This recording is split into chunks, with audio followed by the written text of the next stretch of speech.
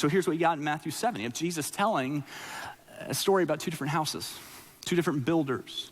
And here's how you interpret a passage like this, is you lay the two short stories alongside of each other, and you take note of the places where the stories are the same, where they're similar, and you pay special attention. You circle the place where the stories go in different directions. So that's what we're going to do. Matthew chapter 7, verse 24, Jesus says, "Therefore, everyone who hears these words of mine and puts them into practice is like a wise man who built his house on the rock.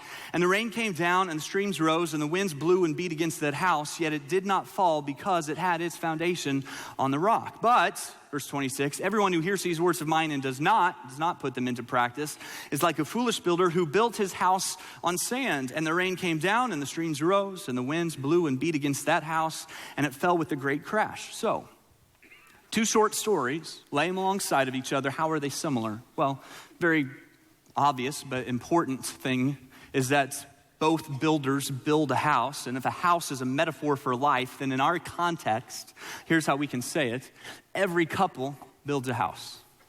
Every couple builds a house. From the moment you meet your spouse, whether you know it or not, whether you're aware of it or not, whether you're intentional about it or not, you're building a house. You're building a life together.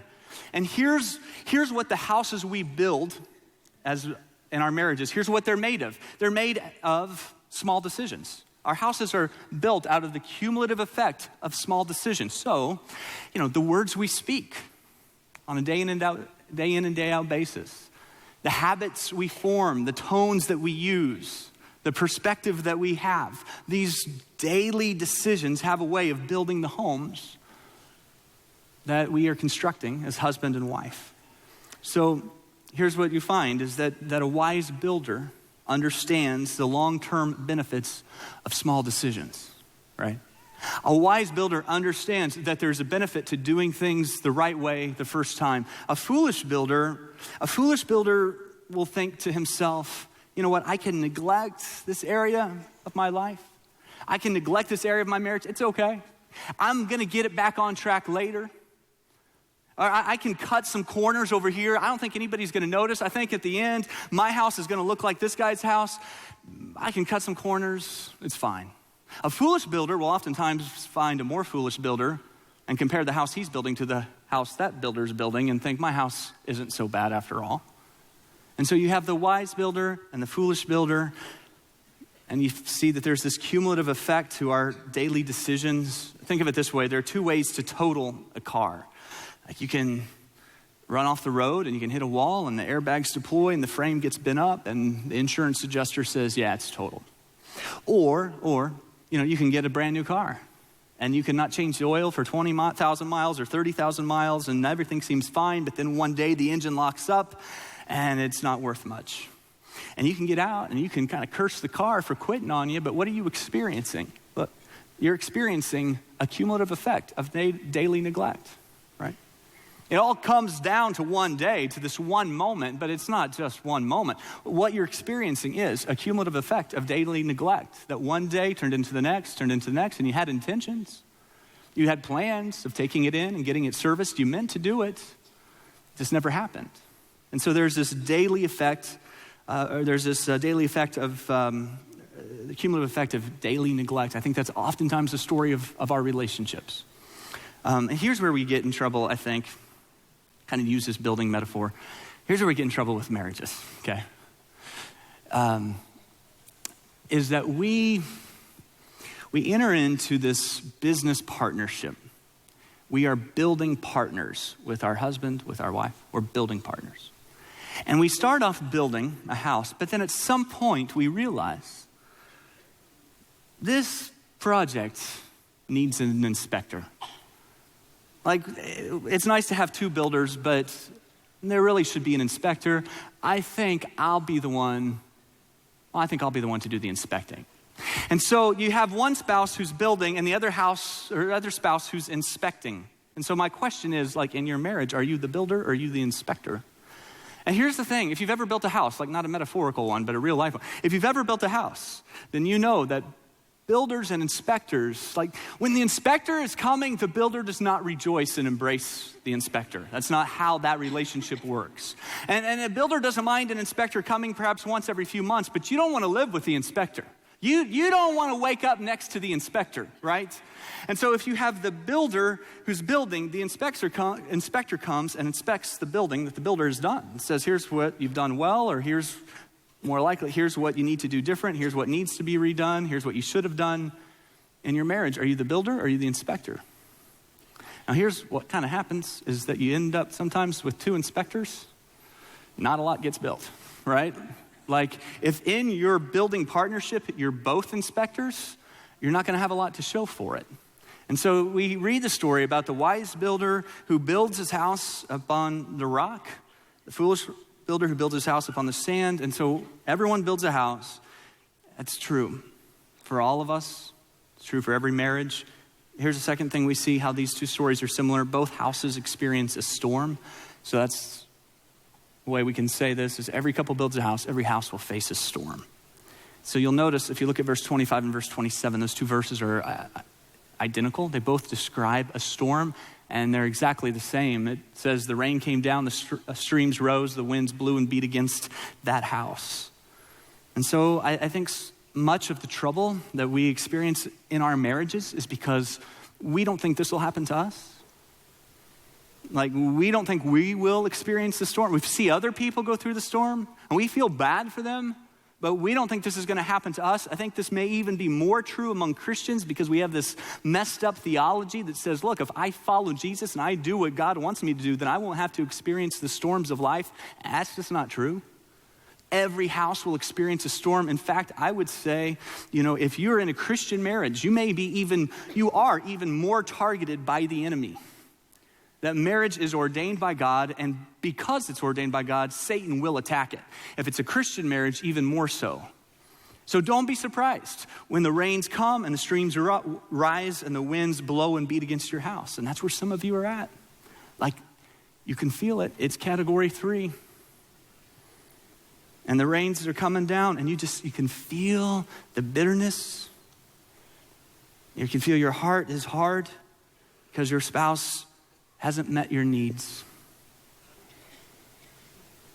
Or you've been hurt one too many times by the harsh tones. Or you've been disrespected and dishonored in your own home too much.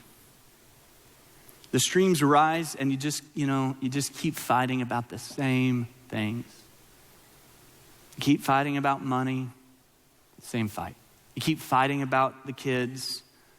And you can feel it rising. The wind blows, you get bored and frustrated. You think it's never gonna change. It's the way it's always gonna be. And there's part of you that wonders if the best thing to do is just sell the house. And maybe, someday build a new one with somebody else. But here's what we find in our story is that the storm reveals what the house is made of. Look, it's true in life, it's true in marriage. Everyone builds a house, every house faces a storm, and when the storm comes, that's when you find out. That's when you find out what the house is made of. That's when you find out what your foundation really is. See, you don't really know about your love. You don't really know about the commitment you've made. You don't really know about it until the 110-mile-an-hour winds hit your home. And if they haven't, they will. And it's at that point when you find out the truth, you find out what the house is made of. So, some similarities. Both builders build a house. Both houses experience a storm. But then they go in different directions, these two stories. The wise builder, we find, has built his house on a foundation of stone. The foolish one on a foundation of sand. And here's the thing about foundations. They tend to get overlooked in the building process. True? Like if you go over to somebody's big, beautiful new house, you might look around and say, whatever, nice, I don't even know what nice color scheme. I don't know what the right word is there. You might say something like, I like your decorative flair. I would never say that out loud. You might say, the architectural uniqueness. You might point out some of these aesthetic things. What you don't do, you never walk into somebody's big, beautiful new house and say, it's a nice foundation. You don't do that. Like you don't pay attention to the foundation.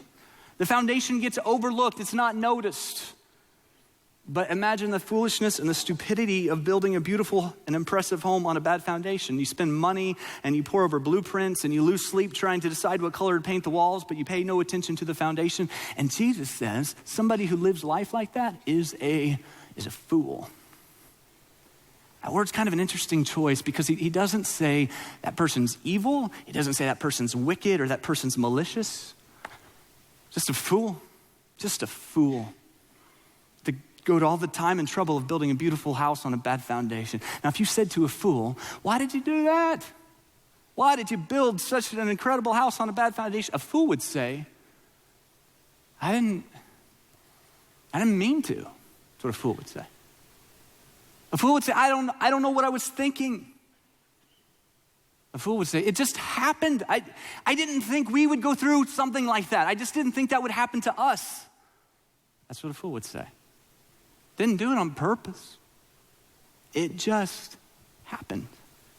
And so then the question for us to kind of think through as we wrap up this series is, are we being intentional about it? What foundation are you building your home on? What foundation are you building your house on? I think a lot of us find ourselves building on the foundation of feelings. That's why a lot of us get into a relationship or into marriage, is because we like how the other person makes us feel about ourselves. I was reading about the Leaning Tower of Pisa this past week. It's in Italy. That someday it's going to fall. It's just a matter of time. Scientists have been measuring the building's slow descent for years, and they say that the 179-foot tower moves, not a lot, but it moves 1/20th of an inch per year. It doesn't sound like much, but it's 17 feet off plumb at this point.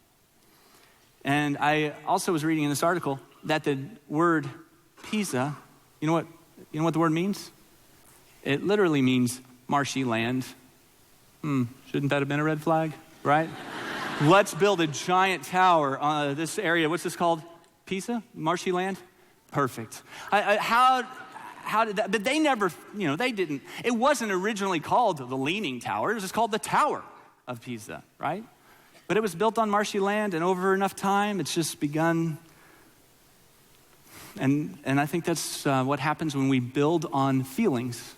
It looks fine for a while, but it's marshy land. And before long, things start to turn.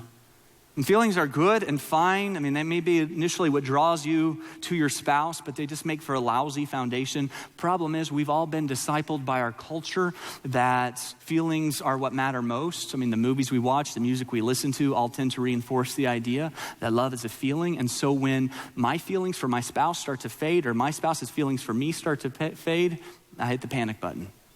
This isn't the way it's supposed to be.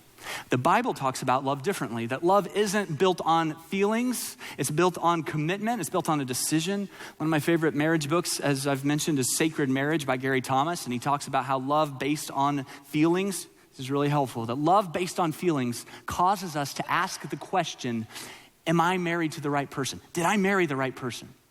That if that's the question you're asking in your marriage, your foundation is one of feelings. And he tells a story about a 32-year-old man who went through a divorce and now works in a job where he almost exclusively is around elderly people. And this 32-year-old divorced man kind of observes these long-standing marriages of these elderly folks. And here's what he says. I was beginning to suspect that it made no difference whether they'd married the right person. Finally, you're just with who you're with. You signed on with her, you put in a half century with her, you've grown to know her as well as you know yourself, or even better, and she's become the right person, or the only person might be more to the point. I wish someone had told me that earlier. I'd hung in there. I swear I would. So feelings ask the question, is this the right person? Commitment says, this is the only person. Two totally different foundations. Now look, I'm using the word commitment. There's a better Bible word for what should be the relationship in marriage. It's not commitment. It's a word, covenant. We don't use that word a lot. Like, we don't really have a great parallel word that we would use in our culture on a regular basis, but covenant's the right word. I think to understand a covenant relationship, it's better to kind of look at the opposite of covenant relationship, which is consumer relationship, because we understand consumer We understand how that works in our culture. A consumer relationship, I mean, it's a relationship that we tend to have with restaurants and stores and such, where we say to them, you do what you're supposed to do, and I'll do what I'm supposed to do. You be who you're supposed to be, and to the extent you are who you're supposed to be, then I'll be that way for you.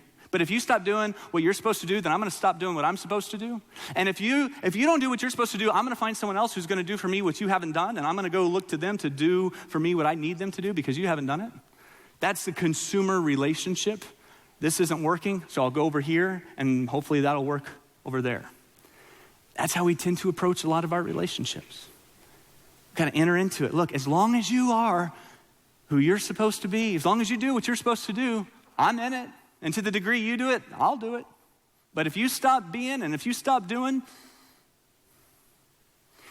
see, a covenant relationship is the opposite. A covenant relationship says, look, I'm gonna be who God has called me to be, whether you are who he's called you to be or not.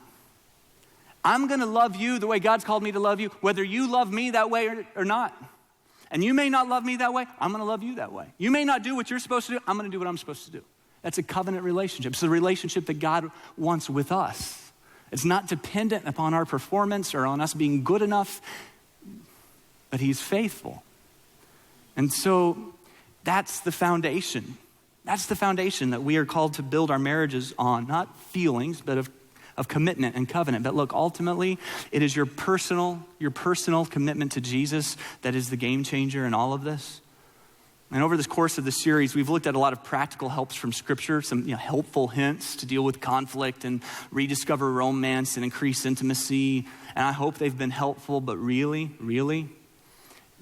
I'm just telling you, when the 110-mile-an-hour winds hit, they don't do a lot for you.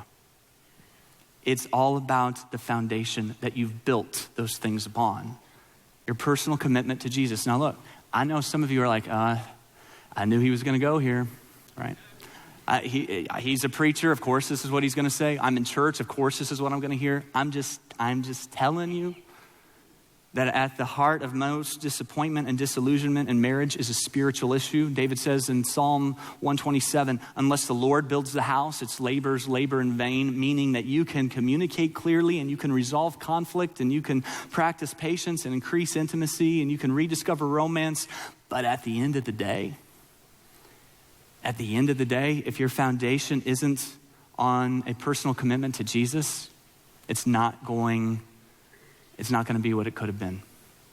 So part of making Christ the foundation of your home is simply to do what he says, right? I mean, that's what Jesus says. Look at verse 24. He defines a wise builder as anyone who hears these words of mine and does what? Puts them into practice. Anyone who hears it and puts it into practice is like the wise man who built his house on the rock. So that's how we build a solid foundation. We hear God's truth and we live God's truth. Now here's what's interesting. Again, if you just put these stories next to each other, you see that the wise man, heard the words and put them into practice. But Jesus says a foolish man is like a man who hears my words and does not put them into practice. Here's what I want you to catch. They both heard it. He doesn't say a wise man is the one who heard it and put it into practice, and a foolish man is like the man who never heard my words and never put them in. No, the foolish man heard it. That's what makes him foolish. He knew better. He sat in church. He listened to the sermon series. He read the book. He talked to the counselor, and he didn't do a thing about it. And that's gonna be the challenge for us, a lot of us, who've sat and listened to these sermons before. We've heard these messages before, and we think, well, I already know that. I've already heard that. Well, that's not the point. It's not about hearing and knowing. It's about living and practicing. That's what makes the wise builder the wise builder. And so what I want to do is I want to give you just one thing, to put into practice as a husband and wife. And we've given you a lot of things to put into practice. I just want to give you one thing. And before I ask you to do this one thing, I want to ask you to mentally agree to do what I'm going to ask you to do. Which I know isn't fair, but whatever. I want you to just mentally agree to do whatever it is I'm gonna ask you to do. If you're here with your husband or your wife, I'll give you a little information first. It won't cost you anything. I'm not selling something. You don't have to go anywhere. You can just do this at home. So I just want you to mentally agree to do what I'm about ready to ask you to do. Now some of you, you're not sure. You're not sure you're ready to agree to it. You want to hear it first. Well, let me tell you a little bit more. Couples who do this together, some pretty reliable studies would say that couples who do this, that the divorce rate is about 1 in 10,000. So it seems to me that if that's even close to right, if it's 1 in 10,000, now whatever I'm going to ask you to do would be worth doing. But here's the thing. Studies also show that only about 8% of Christian couples do what I'm about ready to ask you to do. So will you do it? Here's the one thing I want to ask you to put into practice. Pray together out loud daily for the next 2 weeks. For the next 2 weeks, pray together out loud daily. Now, I know some of you would love to do this, but you can't make that decision for your spouse. Your spouse may not even be here, so you pray for your marriage. But if you're here with your husband or your wife, this is the commitment I'm asking you to make, to pray together out loud daily. Now, I know some of the guys are like, okay, that's fine. Before the meal? No, doesn't count. That's not what I'm talking about. You go somewhere, the two of you, you hold hands and you pray. It doesn't need to be long. It can be really short. You just make it honest. Just say, God, I'm praying out loud. Amen. I'm just saying, just start doing this. And look, when you're doing this, I know some of you are like, oh yeah, you're already elbowing your husband or elbowing your wife. I told you this is what we should be doing. No. You're already ruining it. You're ruining it. And if you go home and you do this and you pray and like you turn your sermon or your prayer into a sermon, you start preaching at him in your sermon, God, I thank you that finally we're praying together. I've been saying we should do this for a long time and it just hasn't happened. And I just want to praise you, Lord, for opening my spouse's eyes and seeing the truth. You're missing it. Pray together out loud daily for the next 2 weeks. If you just put that one thing into practice, I think it would have a significant impact. So instead of building on a foundation of marriage, what we tend to do is we build on a foundation of feelings. Our spouse's feelings for us or our feelings for our spouse. And so just kind of to be transparent for a moment, this is more than anything else, what I've had to learn as a husband is not to build our marriage upon the foundation of my wife's feelings for me. Like I tend to gauge our marriage, I tend to gauge how I'm doing as a husband based on how she feels about me. And so I can, if I'm not careful, build the house upon the foundation of her feelings. Now what's that do? Well, first, it puts a huge amount of pressure on her, right? It's unsustainable pressure. When you say to someone else, how you feel about me is what I'm gonna build this thing on, it's a lot of pressure. Because essentially what you're saying is, I'm looking to you to satisfy me. I'm looking to you to where I find my identity. I'm looking to you to be my satisfaction in life. I'm looking to you for these things. Well, here's the problem. That's God's job. You're looking to your spouse to do for you what only Jesus can do for you. And when you say to your spouse, I want you to be God, that's a lot of pressure to put on someone, right? And here's an equation for you that pressure plus time equals foundational cracks. You put enough pressure on a relationship, or you put enough pressure on a person and you add time into that equation, enough pressure with enough time equals foundational cracks. It just doesn't work. If you say to your spouse, hey, so glad we're married. All of my hopes and happiness are now on you. Well, no one in their right mind would sign up for that, right? I mean, they're going to run away emotionally. Because that's not what they were designed for. It's not how it was meant to work. And the second thing, when we make our spouse's feelings for us or our feelings for our spouse the foundation that we build the marriage on, it creates, unreasonable disappointment. That ultimately any false god disappoints you. It doesn't matter if it's money, success at work, sexual pleasure, this relationship, it just disappoints you. And it's unreasonable to expect that something or someone will do what they were never meant to do. And so here's what'll happen. It happens a lot in relationships and marriages. You start to think, I don't really like how I feel or how this person's making me feel. Something must be wrong with him. Something must be wrong with her. And then you see someone else and you think, I feel a little different when I'm with him, or I feel a little different when I'm with her. And so you go over there. And for a while, you feel different.